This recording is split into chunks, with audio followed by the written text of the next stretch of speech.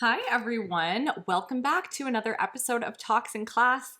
Thank you so much for joining me for another week, another conversation. My name is Jenna. I am your host on this little journey, and I am happy to report I'm back in LA, guys. I made it through the extended visit with my mom. For the most part, it was pretty good. It was a long time to be in my mom's house, sleeping in my childhood bedroom as an adult, but it was fine. It was good. We got a lot done. As I mentioned on previous episodes, I was there to just kind of try to get some things checked off the to-do list, which we did.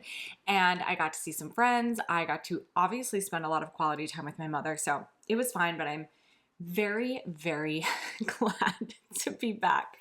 Not a whole lot new to report, to be honest. I have not been doing anything interesting or watching anything interesting whatsoever. I've really just kind of been living in like an alternate reality. It feels like being at my mom's house. It really is so drastically different. I've lived in big cities my whole adult life, basically. I'm from a really, really small town, so it's drastically different. The experience is drastically different, and I like that. I like being able to go back and forth and have, my big city life in LA and all that entails. And then I like to be able to go back to my hometown and live this like completely opposite lifestyle where it's very quiet and it's a small town and everybody knows everybody and everybody, talks to you when you're out, and it's just so different. So there's always a little bit of an adjustment period when I come back, but for the most part, I can just jump right back into the swing of things since I do go back and forth quite a bit. And speaking of just things being different in the Midwest and small towns, I actually got to meet up with, or chose, I guess, to meet up with somebody who I don't know or didn't know before. We actually kind of know people in common, but she lives in the area where I grew up and just happened to send me a message on Instagram one day when I was going to be in the same kind of area where she lives, and was like, if you ever want to get coffee. And I said, yeah, let's get coffee. I would never do that in LA. I don't think, like, if somebody in LA sent me a message randomly, a stranger, and asked me to get coffee, I probably wouldn't do that. But in small town Wisconsin, sure. And she was lovely. We had a great time. We got coffee. We chatted for like an hour. It was really fun. So as always, I will start this episode with my what good happened. And this is the most random thing, as my what good happens usually are, but this one really is kind of like high on the random scale, but really, really fun. If you remember several episodes ago on my Where Did That Come From episode, I talked about the planners, the agendas that we seemingly all had in middle school, maybe high school, with the 3D kind of like hologram covers that you would scratch. And I made a shorter video for TikTok and Instagram talking about that planner and kind of the things that I uncovered when I was doing research for that episode.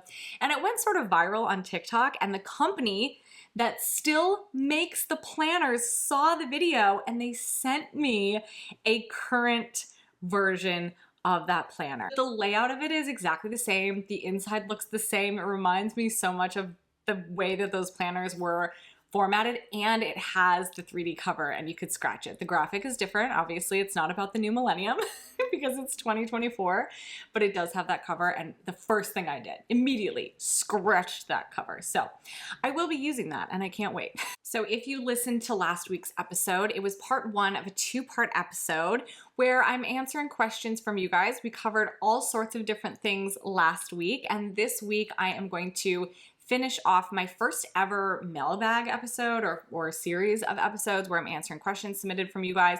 And this is really fun. It's a fun format for me because I kind of get to talk about all sorts of different things and, kind of just cover a variety of topics. So here is part two. Welcome back to part two of my Q&A episode answering questions submitted by you guys, the podcast listeners.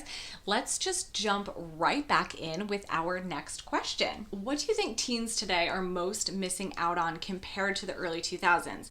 And I know this is such a cliche answer, but it really is just social media and everything surrounding it. Like the pressure and the distraction that comes from social media, I cannot even imagine what it would have been like to have that as a teenager. Like being a teenager is so difficult as it is. And we were so embarrassing and awkward, but it was fine because every moment of our lives was not documented really in any way, let alone put on the internet. Like we didn't even take photos or videos. It wasn't documented other than just in our little brains and our memories.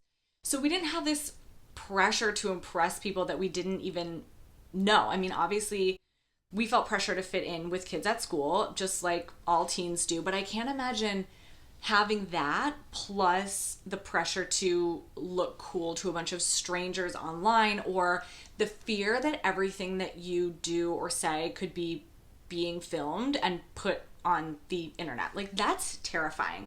So that alone, I think, is just a huge difference, and I think would have really taken away from some of the positive parts of my teenage years, but also just the ability to be present in the moment. Like we just lived, you know, we were not looking at our phones. Half the times our phones weren't even on. If we were somewhere with people, we were there. We didn't have that distraction all the time. And very importantly also, the fact that we got away with so much because there was just no evidence of it. Like our phones were out of minutes half the time, or we were out in the country somewhere where there was bad cell phone reception, so our parents couldn't even get a hold of us. So we'd just say, hey mom, I'm going to Jessica's, see you tomorrow. And then we'd go to some party in a field and we'd sleep in our car, and our parents would not see us until the next morning or hear from us when we came home. And nobody took a picture the entire time, so there was no proof that it even happened. Like that is teenage magic right there. And that is what kids are missing out on. What made you choose a school close to home first? I know you then went to Texas later. So this is about my college years, and my college experience was such a journey, you guys. My decision to go to UWL, University of Wisconsin-La Crosse, which is about a half an hour from my hometown, that was actually a super last minute decision because I had planned to go to fashion school. Like I really thought that I was just gonna be like Lauren Conrad and live out my fashion dreams. So that was my plan up until like halfway through senior year, basically. And then towards the end of the school year, when we started like thinking about actually leaving for college, I kind of panicked and I realized like the odds of actually succeeding in fashion are pretty low. And at the time, I also remember thinking that I would never want to live in New York, like ever, which is so funny because I ended up living there for so long. But New York was very much the center of the fashion universe in the United States anyway. And I was like, oh my God, what if I do this whole program and then I can't find a job? Or what if like I have no choice but to move to New York to find a job? If only I would have known the reality, because if I would have been able to get a job in New York after I graduated, that would have been so great. But at the time, this was my fear. So anyway, I thankfully also applied to a couple of regular universities in addition to fashion school. So I was able to change my mind kind of last minute. And I went to UWL. I didn't dislike UWL. I actually really like La Crosse, the city where it is located, and UWL is a good school. I did not want to be so close to home. It really felt like I didn't even leave. Like I literally went home pretty much every weekend to do laundry and also to escape the dorms because living in the dorms sucks. So I came home all the time and I ended up just like doing the same stuff with the same people. And of course, now, so many years later as an adult, I love coming home and doing the same stuff with the same people. But at the time, I don't know, I think I just really needed to have a different experience. I needed to get out of my comfort zone. I moved to Texas. I went to UNT, which I loved my experience at UNT. I went back there for grad school, and I did have people that I knew in the immediate area there too. So I wasn't completely alone, but it felt very different. It was a really great experience. It did push me out of my comfort zone. And honestly, that was probably the best decision that I made in my entire young adulthood. It changed so much about my perspective and just my ability to be independent. I think that was a huge, huge thing that kind of altered my future going forward. Okay, this is a good question. If you could go back in time for a do-over, but with current knowledge, where would you go? And this is tough because my instinct is to say that I just wouldn't. Like I wouldn't go back at all because having current knowledge would ruin those experiences, you know? Like I definitely wouldn't go back to my teenage years with current knowledge, because being dumb and clueless is what made it fun, I think, at least for me. But I would maybe go back to grad school. Grad school was a really difficult experience for me at the time. It was very grueling. My program was intense. I cried a lot. I didn't sleep very much. It was just so hard to manage everything, and it was so overwhelming. And when I started, I fully intended to go on for a PhD, so I also put a ton of pressure on myself to get straight A's, like a B was not acceptable, and to present at conferences and to be an amazing teacher and just all these things. But by the end of grad school, I knew I wasn't going to pursue a career in academia after all, so I just allowed myself to be there and like learn for the sake of learning. And my experience changed completely from beginning to end. I ended up having a great experience at the end of grad school. I loved teaching. I loved what I was studying just because it was interesting to me, not because I felt like it was important to focus on those things because of future research opportunities or whatever. And you know what? I still got straight A's. I was a good teacher. I did fine. I just didn't have that pressure on myself. So if anything, I would love to be able to go back to that first year with some of that perspective. I'm sure it would have made the whole process so much easier to have that. Okay, next question. Did you ever get into trouble in school or outside of school, or have funny stories to tell? I could do a whole episode on this. I did some stupid things. And since this was in the early 2000s, in a small town, in essentially the middle of nowhere, where half the time we didn't have cell phone service and whatever, I mostly got away with it. Honestly, I got away with a lot. But I did get caught a lot too, and I got in pretty big trouble a couple times. Let's see. Most of the time I was good in school, at least. Like, I was a good student. I wasn't a troublemaker in school. But I did get in trouble my freshman year because my friends and I made the dumbest plan ever. Like, I can't stress this enough. The dumbest plan ever to skip school one day. Our plan was to skip school for no reason, first of all. Like, we weren't skipping school to go do something fun. We were skipping to just sit around and do nothing. We could have just waited until after school to do this, but we decided to skip school. But what made our plan especially stupid is that we planned to spend the day at my house, which is practically on the property of the high school. Like, people would park in my driveway for high school if the parking lot was full because I lived so close to the school, okay? I could practically see in the windows of my high school. So why we decided that that is where we should spend the day, it's truly beyond me, but this was our plan. And then, this is how dumb we were, okay? One of my friends went and picked up my other friend and then parked at the school, in the school parking lot, and walked over to my house. I mean, you can't make this up. This is the dumbest thing I've ever heard. So when we all turned up missing for school and none of us had been called in for our parents, the school was like, okay, well, let's go check for their cars, because tiny town, everybody knows everybody's cars, and my school is really small, so they could easily do this. So they go to the parking lot, and sure enough, they see my friend's car sitting in the parking lot. And I think then that prompted them to actually go over to my house. Somebody just walked over to my house and rang the doorbell, which obviously we didn't answer the door, but they just looked in the window, like looked through the front door window and saw everyone's shoes just lined up in the entryway. This was the worst plan ever. How stupid could we possibly have been? So obviously we got caught. We tried to lie our way out of this. There was no lie. Like, they caught us as red-handed as they possibly could. We all got 8 hours of detention. It was the equivalent of a school day that we had to serve detention. So we had to sit in detention every day after school until we served the full 8 hours. I don't know how long that took, but probably a while. I got grounded for so long. And I remember my dad made me do like manual labor as punishment too. He had me help paint the trim on the house outside. And I was like, oh my God, my life is over. And he was like, well, you should have made a little bit better plan. And I got caught doing stupid things a few other times. Like, once my mom caught me sneaking back in the house. Like, I crawled into the window and she was standing right there, just staring at the window, waiting for me. And then another time, I snuck out the window, but it had just snowed. So I left clear footprints, like, from the window and then back in the window.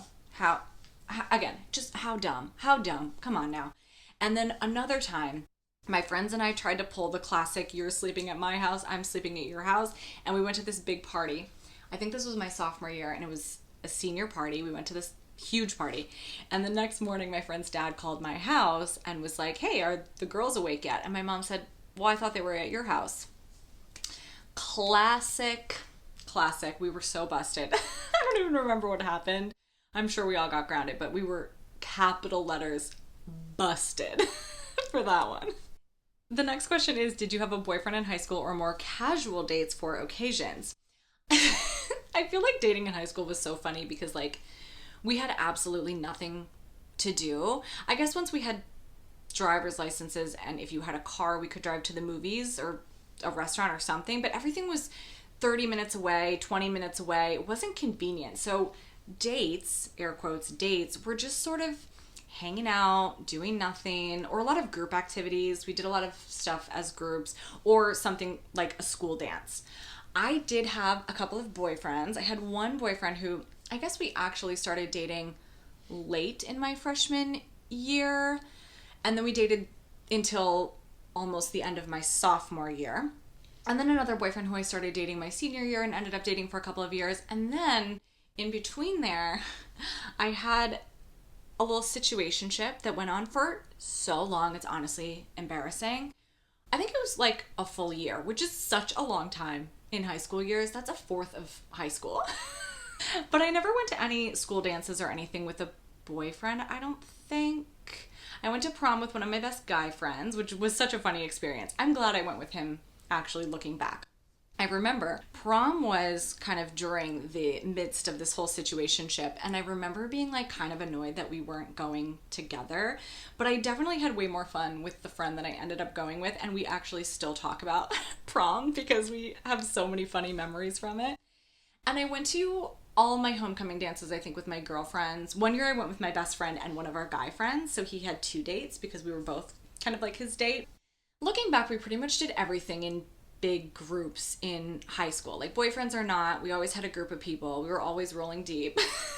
It was like you always had to have a group of people around because we were just like too awkward to hang out one-on-one for the most part. Next question, this is another good one. What from each era, the 90s, 2000s, and 2010s, if altered, would significantly impact millennials? I mean, the economy, obviously. I think that's probably the biggest one that would have impacted us many times over. But I think if we break it down, for the 90s, it would definitely be the internet, obviously. Like, if the internet hadn't exploded the way that it did during the 90s and become so mainstream and such a core part of our lives at that time, we would have had very, very different teen and young adult years. In the 2000s, I mean, lots of things, but obviously I think something that would have impacted specifically millennials is the housing crisis and following recession of 2008, because that lasting economic impact of that event meant that most of us were really, really impacted early in our careers.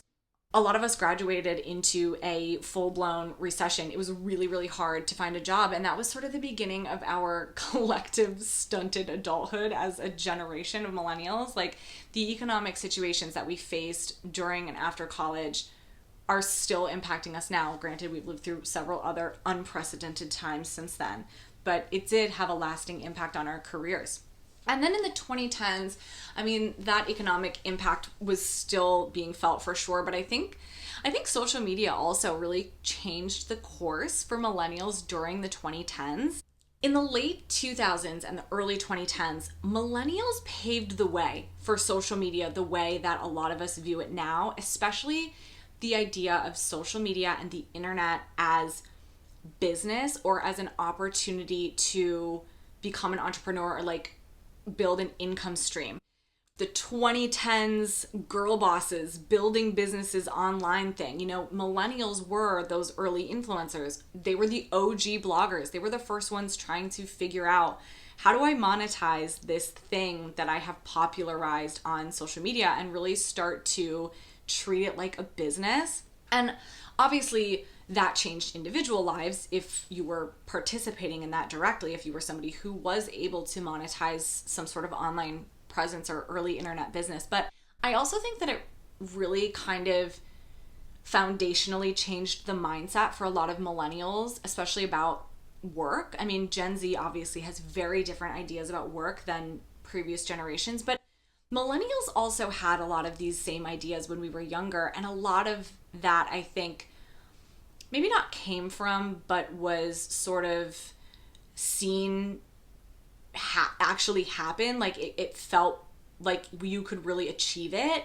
because of that social media and internet entrepreneur kind of boom that we saw in the 2010s. And I think had that not happened, had millennials not sort of paved the way for that, a lot of people in our generation would have a lot more traditional views on work, more like our parents' views on work than we actually do collectively, of course, as a generation. I'm generalizing, but I do think that it changed a lot of our ideas about how we could earn a living. And then the final question is, why did you decide to do the whole throwback content, especially since you seem to not know much of it?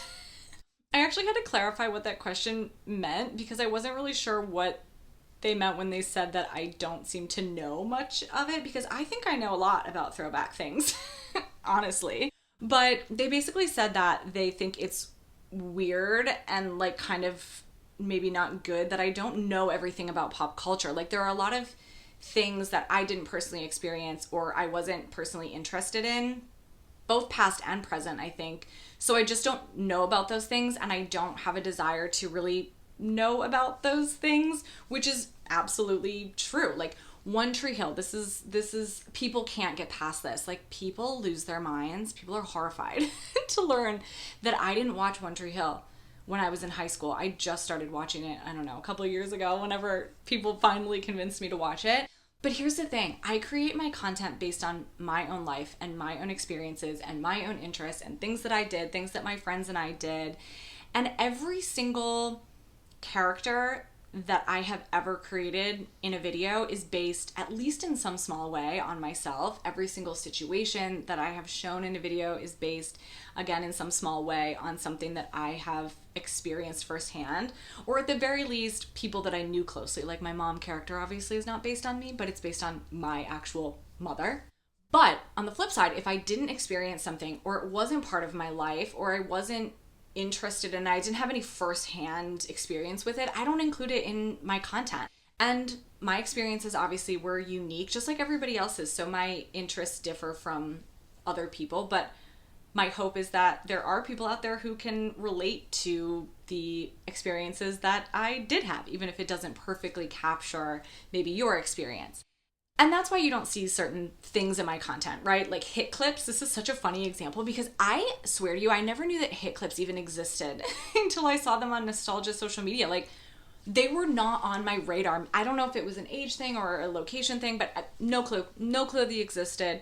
So I don't make content about hit clips because it wasn't part of my life. Like I don't recreate goth outfits because that wasn't part of my life. It's not how I dress. It's not how any of my friends dressed. And certain trends just never hit my area. Like I did grow up in rural Wisconsin, you guys. Like we didn't have everything. I recently, maybe like a year ago, learned about solo yoga pants. They were huge in the Northeast, apparently. I never saw them when I was a teenager because, like, again, rural Wisconsin, I don't know, we bought our yoga pants at Walmart. So because I never heard of them back then, I don't use them in my content.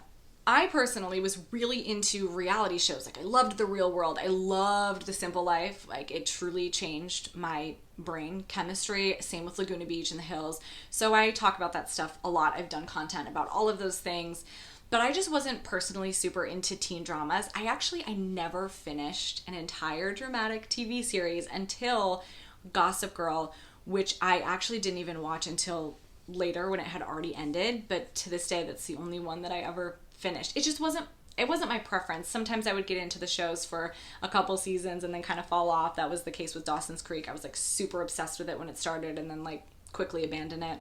So I don't feel like it's necessary for me to sit down and watch all 9 seasons of One Tree Hill or watch The Vampire Diaries or I don't know, listen to One Direction or whatever thing that maybe was super important to someone else's teen experience, but not to mine, in order to create my content.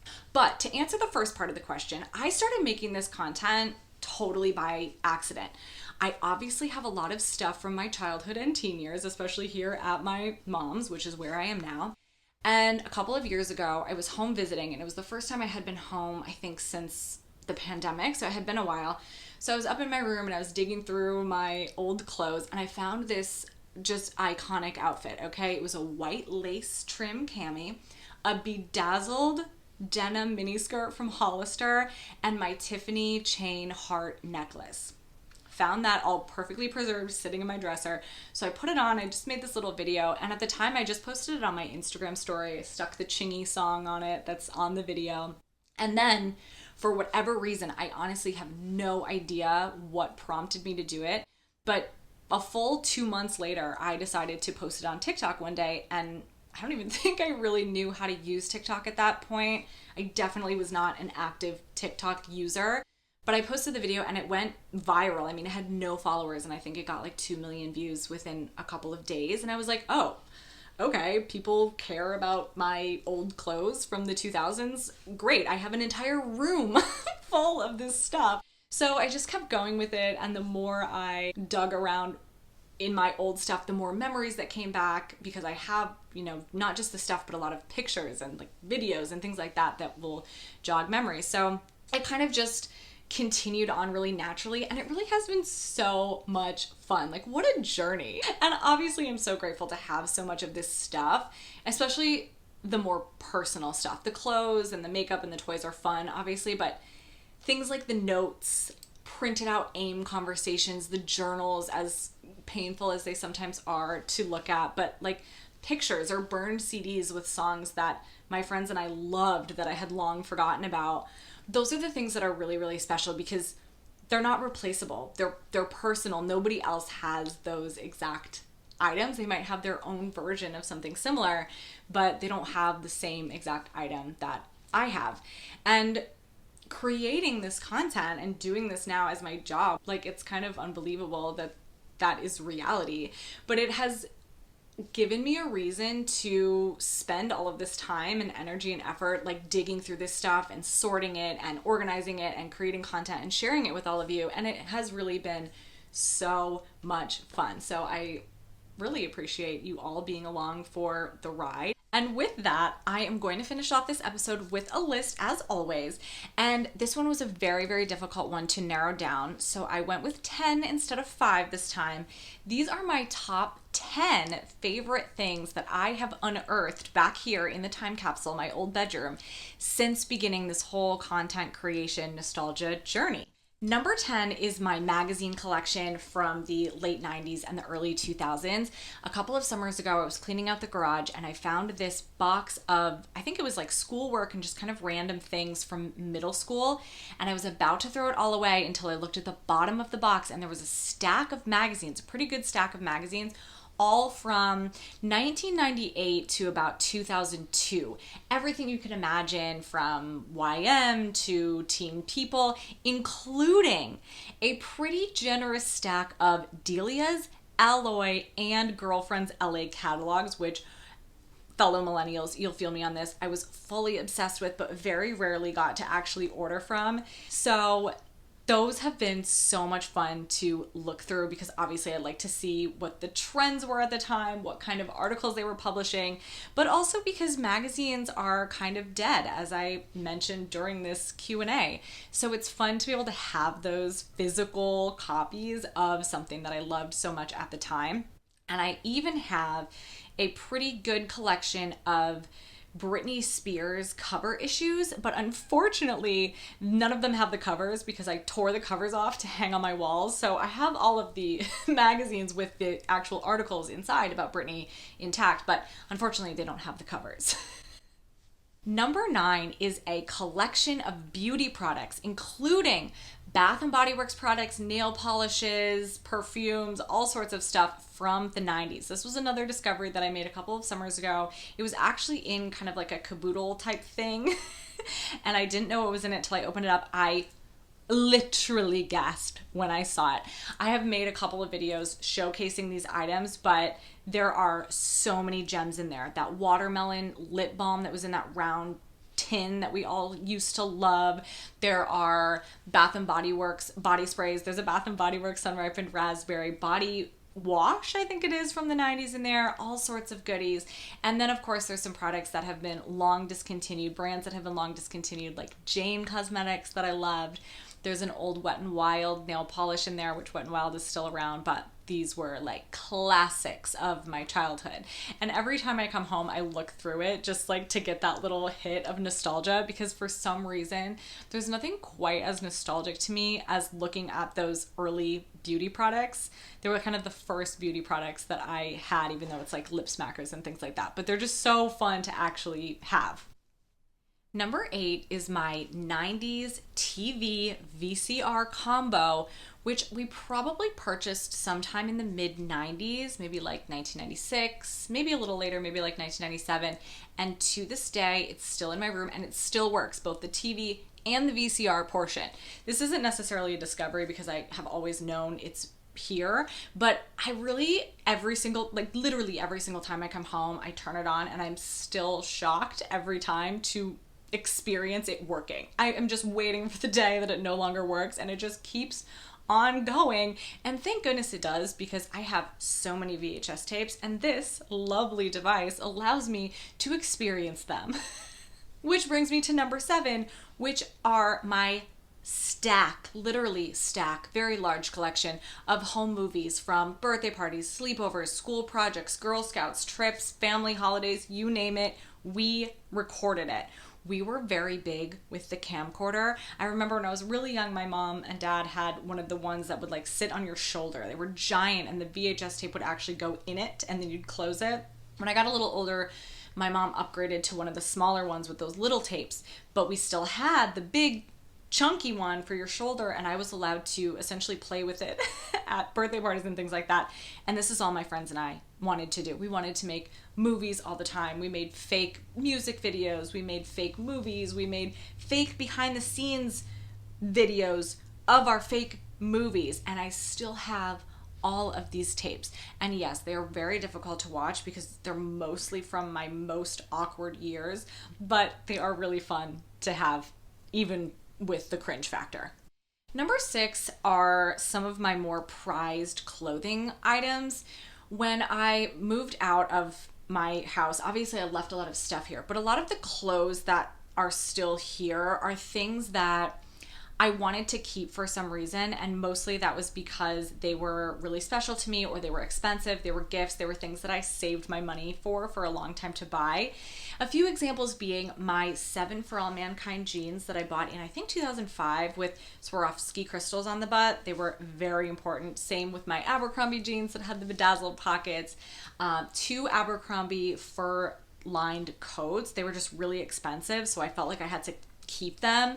All of my purses, I had a couple Coach purses, I had a Dooney and Burke rainbow logo purse, my Tiffany heart necklace. So all of those types of things, I got all of those things as gifts, or I saved my money from my little part-time job for a really long time to buy them. So they were really special, and I left them all here in this room, never knowing that someday I would come back and be, laughing at this stuff and like using it to make videos to essentially make fun of myself. I literally kept them because I thought I'm certainly going to want these expensive 7 For All Mankind jeans someday. I just could never have imagined I would want them for what I use them for now.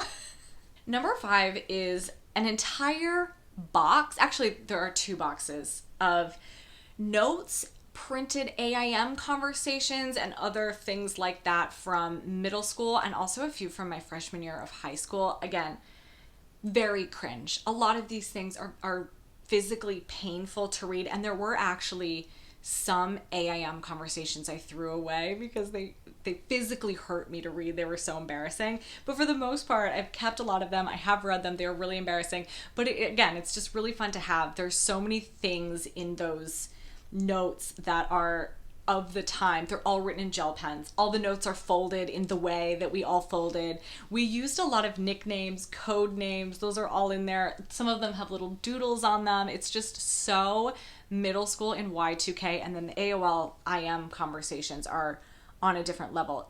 Just the screen names alone, the fact they're all in Comic Sans font. It's just a perfect little box of time capsule things from 1999 to like 2001.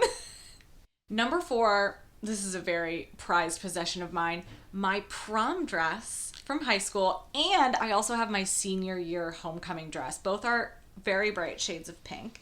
But the prom dress in particular is really exciting to have because it's a giant ball gown.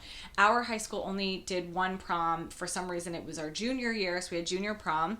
So we really only got the opportunity to do it once, and we went big, okay? We went big. We did not go home. We wore the biggest, poofiest dresses we could find. My dress was actually my friend's prom dress, who was a year older than me. So it was a used dress that had already attended my high school's prom once the year before, and I just loved it so much that I bought it from her and wore it to my prom.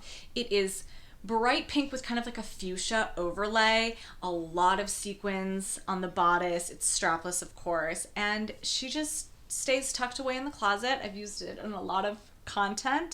And definitely probably not the most practical thing to hold on to because it's quite large, but I'm so happy I have it. I don't know what I'm going to do with it when someday I have to get rid of it, but for now, sometimes I just like to look at it because I'm like, oh my God, I can't believe I wore this with such sincerity to my prom. Number 2 is my American Girl doll collection. I've talked about this a lot. I loved American Girl dolls. We went to the warehouse sale in the summers, and I would get a lot of the stuff for birthdays, Christmas, things like that, starting when I was, I don't know, how old are you when you get American Girl dolls? Like 7, so like pretty young. I guess I'm not that shocked it's in really good condition. I was kind of precious about my things that I knew were expensive. There was something about like something being expensive that always got into my head even when I was a kid. Like I was careful with them for the most part. Samantha's in a little bit of rough shape. She was my first one. But I have a lot of stuff still from the dolls and they are in really, really great shape. And my mom years ago separated them all into different little plastic bins per doll. So each doll has their own bin with all their accessories, their outfits, their books. I have all of the books. I even have a dress that was for me to wear as a kid. So it's a child-sized dress. That is the dress that Samantha came in, that kind of burgundy plaid dress. And I wore it to like an American Girl doll tea party, I think at the American Girl store, maybe in Chicago. I don't remember where it was actually, but it was like a me and my doll tea party. So I put on my little Samantha dress and I brought my Samantha doll to a tea party. I wonder if I still have the child-sized dress. I need to look for that. I very well may still have that dress. I'll report back.